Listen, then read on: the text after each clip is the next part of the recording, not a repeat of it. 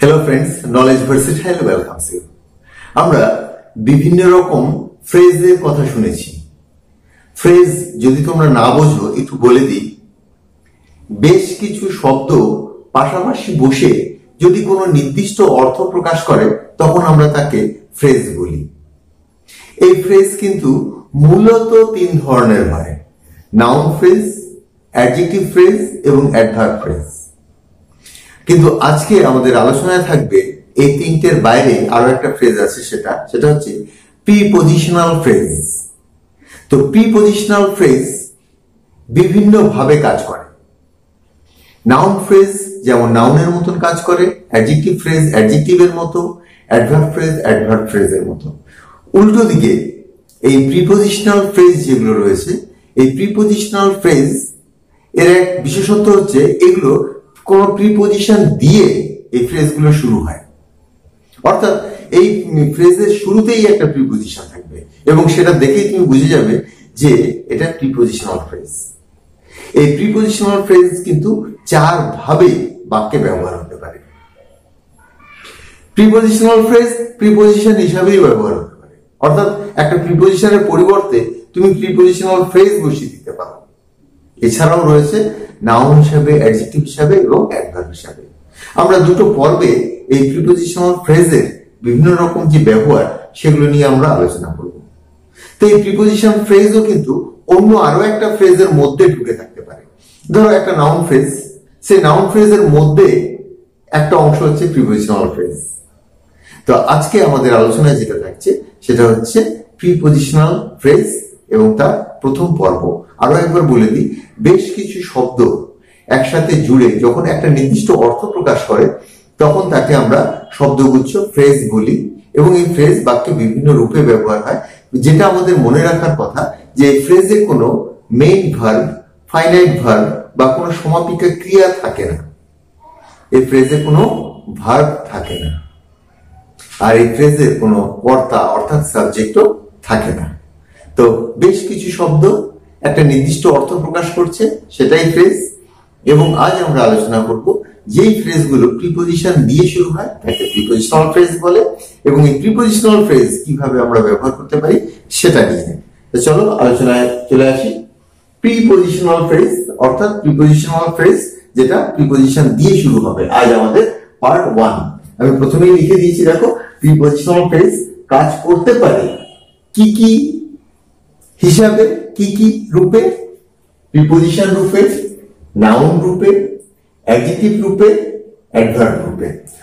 অর্থাৎ এই চার ভাবে আমরা বাক্যে প্রিপজিশনাল ফ্রেজকে ব্যবহার করতে পারি। আমাদের খুব ইম্পর্টেন্ট পার্ট একটা, কারণ সাধারণত আমরা noun phrase, adjective phrase, adverb phrase এই ফ্রেজগুলোকে নিয়ে আলোচনা করি, কিন্তু প্রিপজিশনাল ফ্রেজ কি এবং সেগুলো বাক্যে কিভাবে ব্যবহার হয় এর কিন্তু আলোচনা খুব একটা বেশি দেখা যায় না। কিন্তু আমাদের এটা জানা খুব জরুরি বাক্যে এগুলোর সঠিক প্রয়োগ করার জন্য। আচ্ছা, যখন এই প্রিপজিশনাল ফ্রেজ অর্থাৎ একটা ফ্রেজ যেটা প্রিপজিশন দিয়ে শুরু কিন্তু সেটা কোনো প্রিপজিশনের কাজই করবে, অর্থাৎ এত বড় একটা ফ্রেজ না বসিয়ে সেখানে শুধু একটা ফ্রেজ প্রিপজিশন বসিয়ে দিলেও কিন্তু হবে। এই যে ঘটনাটা, অর্থাৎ কোন ক্ষেত্রে একটা প্রিপজিশনাল ফ্রেজ প্রিপজিশনের কাজ করবে, তখন সেই প্রিপজিশনাল ফ্রেজের যে গঠন সেটা আমি প্রথমে লিখে দিয়েছি অ্যাজ প্রিপজিশন। অর্থাৎ প্রিপজিশনাল ফ্রেজ যদি প্রিপজিশন রূপে ব্যবহার হয় তখন তার গঠনটা কেমন হবে? প্রথমে শুরুতে একটা প্রিপজিশন থাকবে, মাঝে একটা নাউন থাকবে, তারপর একটা প্রিপজিশন থাকবে। অর্থাৎ দুদিকে শুরুতে এবং শেষে দুটো প্রিপজিশন থাকবে, মাঝে থাকবে তার নাউন। এবং এই ধরনের প্রিপজিশনাল ফ্রেজগুলো তোমার প্রিপজিশনেরই কাজ করে। এবারে আমরা এক্সাম্পল দিচ্ছি। He stands in front of a house. He stands in front of a house. আমি যদি ইন থেকে অফ পর্যন্ত শুরু করি, ইন দিয়ে শুরু হয়েছে, অফ দিয়ে শেষ হয়েছে। In front of, in front of মানে কোনো কিছুর সামনে। ইন ফ্রন্ট অফ মানে সামনে, এর অর্থ হচ্ছে সামনে। এরকম তিনটে শব্দ রয়েছে, তার মধ্যে দুটো নাউন, দুটো প্রিপজিশন, মাঝে একটা নাউন। এটা হয়ে গেল আমাদের প্রিপজিশনাল ফ্রেজ, কারণ এটা প্রিপজিশন দিয়ে শুরু হয়েছে। আর এটা কাজ কি করছে? না একটা প্রিপোজিশনের কাজ করছে? সে দাঁড়িয়ে রয়েছে একটা বাড়ির সামনে, অর্থাৎ প্রিপোজিশন বিফোর এর কাজ করছে। এখানে যদি আমি বসিয়ে দিই স্ট্যান্ডস বিফোর এ হাউস, তবেও কিন্তু ঠিক আছে, অর্থাৎ একটা বাড়ির সামনে সে দাঁড়িয়ে রয়েছে। বিফোর এর পরিবর্তে একটা প্রিপোজিশনের পরিবর্তে আমরা প্রিপোজিশন ফ্রেজ ব্যবহার করছি, সেজন্য এটাকে বলছি আমরা যে as preposition, prepositional phrase using as preposition. তারপরের সেন্টেন্সটা দেখো, এটা বুঝতে পারলে শুরুতেও প্রিপোজিশন, শেষেও প্রিপোজিশন, এবং কাজ করছে কি একটা প্রিপোজিশনের মতোই। He is not playing on account of his illness, সে তার অসুস্থতার জন্য খেলছে না। হি ইজ নট প্লেইং, সে খেলছে না, অন অ্যাকাউন্ট অফ, কারণে বা জন্য, on account of, on account of, এটাও দেখো অন দিয়ে শুরু হয়েছে, একটা প্রিপোজিশন দিয়ে শুরু হয়েছে এবং আরেকটা প্রিপোজিশন অফ দিয়ে শেষ হয়েছে, এবং মাঝে একটা তোমার নাউন রয়েছে। এটা হয়ে গেল তোমার প্রিপোজিশনাল ফ্রেজ, কারণ এটা প্রিপোজিশন দিয়ে শুরু হয়েছে। আর এটা শুরুতে এবং শেষে দুদিকে দুটো প্রিপোজিশন রয়েছে, অতএব এটা প্রিপোজিশনের কাজ করবে, কারণে বা জন্য। এর পরিবর্তে আমরা কি বসাতে পারি? ফর, কারণে বা জন্যর জন্য ফর বসাতেই পারি। He is not playing for his illness বসাতেই পারি। অর্থাৎ একটা প্রিপোজিশনের পরিবর্তে আমরা পুরো ফ্রেজ বসিয়ে দিচ্ছি, প্রিপোজিশনাল ফ্রেজ। তো এটার মানে হচ্ছে তিনটে শব্দ মিলে একটা অর্থ দিচ্ছে, যার মানে কারণে বা জন্য। তো এটা হয়ে গেল তোমার prepositional phrase using as preposition. তারপর সেন্টেন্সটা দেখো, on behalf of the secretary he addressed করে দিই, he addressed the meeting. On behalf of, কারো পক্ষ হয়ে, কারো হয়ে যখন আমরা কিছু বলি তখন বলি অন বিহাফ অফ। এখানেও খেয়াল করে দেখো, একটা অন রয়েছে এবং শেষে একটা অফ রয়েছে, মাঝে একটা নাউন রয়েছে, অতএব অন বিহাফ অফ এটা হয়ে গেল তোমার প্রিপোজিশনাল ফ্রেজ, কারণ এটা প্রিপোজিশন দিয়ে শুরু হয়েছে। প্রিপোজিশনাল ফ্রেজের প্রধান শর্ত হচ্ছে এটা প্রিপোজিশন দিয়ে শুরু হবে, শেষ যা দিয়েই হোক। শেষ যদি আবার প্রিপোজিশন দিয়ে হয় তবে বুঝে যাবে সেটা প্রিপোজিশনের কাজ করছে। অন্য কিছু দিয়ে হলে তখন কি রূপে ব্যবহার হচ্ছে তার উপর নির্ভর করবে। অন বিহাফ অফ, তো এটা প্রিপোজিশনাল ফ্রেজ এবং প্রিপোজিশন রূপেই কাজ করছে। তো কারো হয়ে কাজ করা সেটা বোঝাতে গিয়েও কিন্তু আমরা ফর এর ব্যবহার করি, ফরের বিভিন্ন রকম ব্যবহার রয়েছে। এটাও কিন্তু on behalf of the secretary, secretary হয়ে হি অ্যাড্রেসড দ্য মিটিং, সে সভাকে সম্বোধন করেছিল। আমি এখানে এটাকে পাস্ট টেন্সে করে দিলাম। তো এখানেও এটা অন বিহাফ অফ মানে হয়ে, কারো হয়ে, এটা হচ্ছে আমরা ফর এর ব্যবহার করতে পারি এই জায়গায়। ফর দ্য সেক্রেটারি, তোমরা যখন অন্য কারোর পরিবর্তে সই করো, সিগনেচার করো, দেখবে লেখা থাকে ফর এই, অর্থাৎ কার হয়ে তুমি সই করছো। তারপর সেন্টেন্স রয়েছে the man succeeded by virtue of honesty, মানুষটি সাকসিডেড সফল হয়েছিল, সাফল্য পেয়েছিল, মানুষটি সাফল্য পেয়েছিল বাই ভার্চু অফ অনেস্টি, অর্থাৎ অনেস্টির সততার দ্বারা, সততার দ্বারা। এখানে তোমার বাই দিয়ে শুরু হয়েছে, অফ দিয়ে শেষ হয়েছে, এবং এটা একটা ফ্রেজ, এটা একটা প্রিপোজিশনাল ফ্রেজ, কারণ এটা প্রিপোজিশন দিয়ে শুরু হয়েছে এবং শেষও হয়েছে প্রিপোজিশন দিয়ে, তাই প্রিপোজিশনের কাজ করছে। এর অর্থ হচ্ছে উইথ, দ্বারা।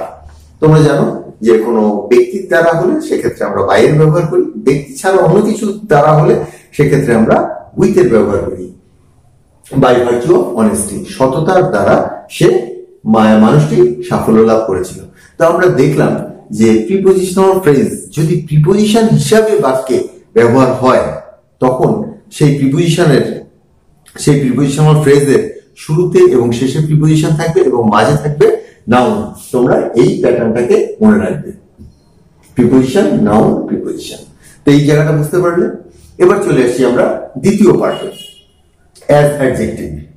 আমি প্রিপোজিশনাল ফ্রেজের যে মূল মন্ত্র সেটা কি বললাম, যে প্রিপোজিশনাল ফ্রেজ সবসময় প্রিপোজিশন দিয়েই শুরু হবে, এটা এর মূল জায়গা। শেষ যে প্রিপোজিশন দিয়ে সবসময় হবে এমন নয়। এই যে এই ক্ষেত্রগুলোতে হলো এবং এখানে প্রিপোজিশন রূপে ব্যবহার হয়েছে। এবার প্রিপোজিশন দিয়ে শুরু হবে কিন্তু শেষ অন্য কোনো ভাবে হবে, এটা তোমার অ্যাডজেক্টিভ হিসেবে কাজ করবে। অ্যাডজেক্টিভ মানে কি, যে নাউন বা প্রোনাউনের গুণাগুণ প্রকাশ করবে, নাউন বা প্রোনাউন সম্পর্কে কিছু বলে দেবে। আচ্ছা, প্রিপোজিশন দিয়ে শুরু হয়ে কিছু শব্দ পাশাপাশি বসে কোনো নাউন বা প্রোনাউন সম্পর্কে কিছু বলে দেবে, অথবা এটা অ্যাডজেক্টিভের কাজ করবে। তো সেটা হয়ে যাবে তোমার prepositional phrase used as adjective,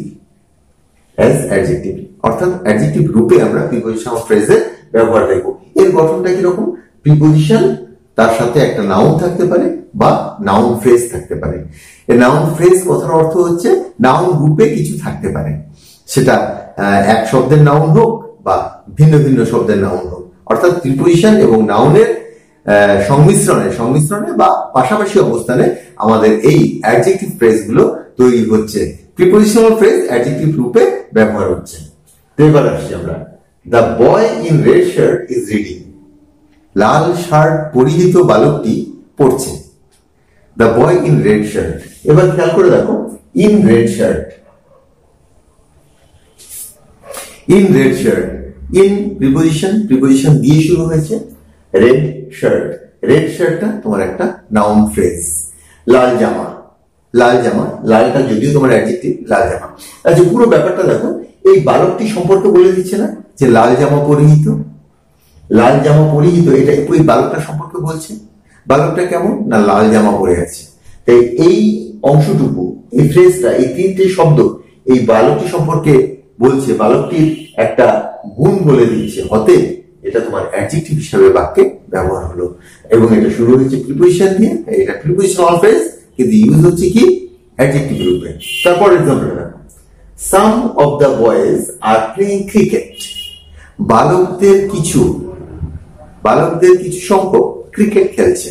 present continuous টেন্সে রয়েছে সাম অফ দ্য বয়েজ, এখানে খেয়াল করে দেখো, অফ দ্য বয়েজ, এখানে একটা অফ রয়েছে, তারপর দ্য বয়েজ রয়েছে, আর্টিকেল এবং নাউন রয়েছে।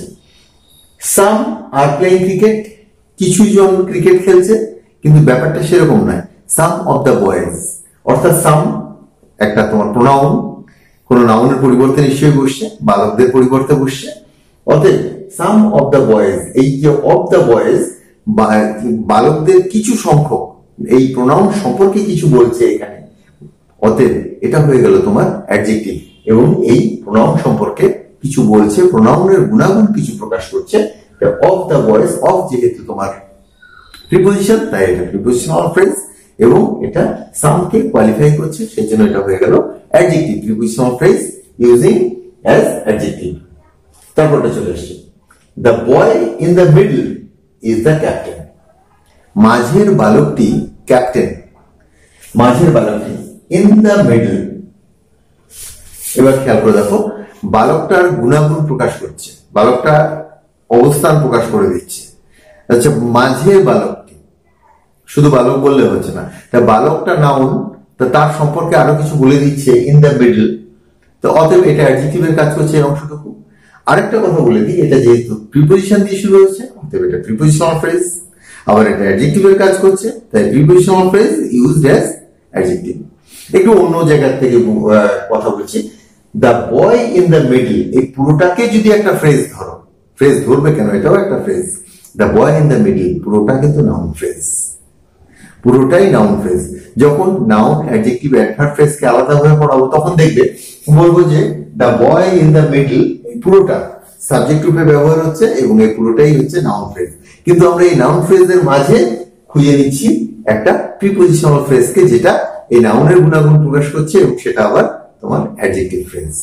একটু ভুলিয়ে যেতে পারে, ভালো করে লক্ষ্য রাখো, মনে রাখবে। The tree behind our house, এবার খেয়াল করো, বিহাইন্ড আওয়ার হাউস, প্রিপোজিশন দিয়ে শুরু হচ্ছে, আওয়ার হাউস আমাদের বাড়ি, নাউন দিয়ে শেষ হচ্ছে। আমাদের বাড়ির পিছনের গাছটি, এবার গাছ সম্পর্কে বলছে, গাছ শুধু গাছের যে অবস্থান সেটা বলে দিচ্ছে, গাছ যে কোনো গাছ না, আমাদের বাড়ির পিছনের গাছটা, অর্থাৎ গাছের গুণাগুণ এখানে প্রকাশ পাচ্ছে, গাছ সম্পর্কে কিছু তথ্য দিচ্ছে। অতএব এটা হয়ে গেল তোমার প্রিপোজিশনাল ফ্রেজ, এবং এটা প্রিপোজিশন দিয়ে শুরু হয়েছে, এবং এটা গাছ সম্পর্কে কিছু বলছে। ইজ বিগ, সেটা হচ্ছে বড়, আমাদের বাড়ির পিছনের গাছটি বড়। তো তোমরা এখানে দেখলে যে প্রিপোজিশনাল ফ্রেজ অ্যাডজেক্টিভের কাজ করছে, এবং এটা কোনো নাউন বা প্রোনাউনকে কোয়ালিফাই করছে বা তার সম্পর্কে নতুন কোনো তথ্য দিচ্ছে। প্রিপোজিশনাল ফ্রেজের মূল জায়গা থেকে একটা প্রিপোজিশন দিয়েই শুরু হবে। আজকে তোমরা দুটো পার্ট দেখলে, যেটা প্রিপোজিশন রূপে ব্যবহার হতে পারে, অ্যাডজেক্টিভ রূপে ব্যবহার হতে পারে। এরপরে আমরা দেখবো যেটা নাউন হিসেবে ব্যবহার হতে পারে এবং অ্যাডভার্ব হিসেবে ব্যবহার হতে পারে। আজকের আলোচনা এখানে শেষ করছি, পরবর্তী আলোচনায় আবার যোগ দেবো। আমার পূর্ববর্তী ভিডিওর কিছু লিঙ্ক তোমরা নিচে ডেসক্রিপশনে পাবে, ক্লিক করে দেখে নিও, খুব ইম্পর্টেন্ট ছিল। Till then, bye, love you.